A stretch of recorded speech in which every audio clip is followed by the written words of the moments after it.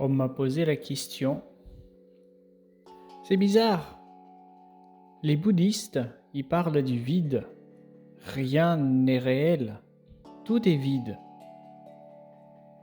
D'un autre côté, les hindous, eux, ils disent tout est le soi.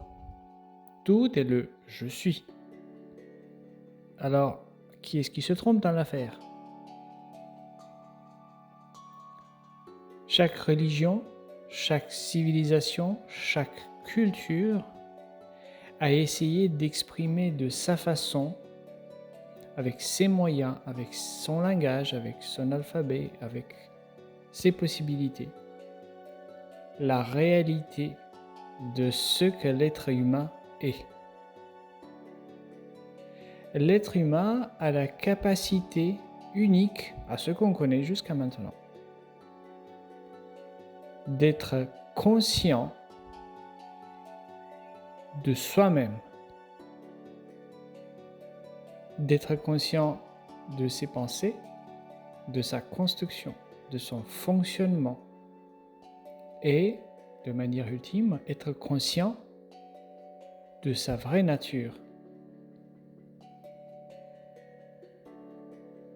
Personnellement, je me suis posé beaucoup la question, qui est-ce qui a raison? Est-ce que le soi est tout ou est-ce que tout est vide?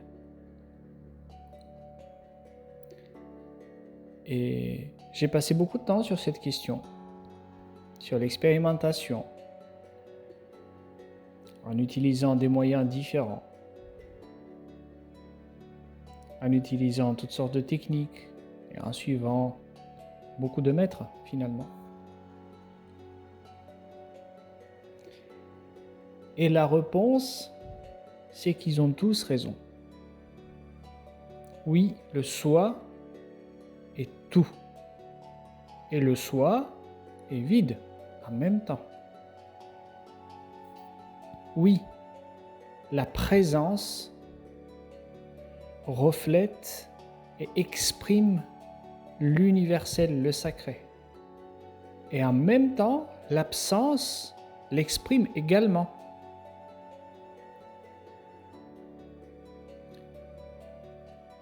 Et encore, ce qui est intéressant, c'est que les deux aspects ne s'excluent pas l'un l'autre. La présence et l'absence ne s'excluent pas.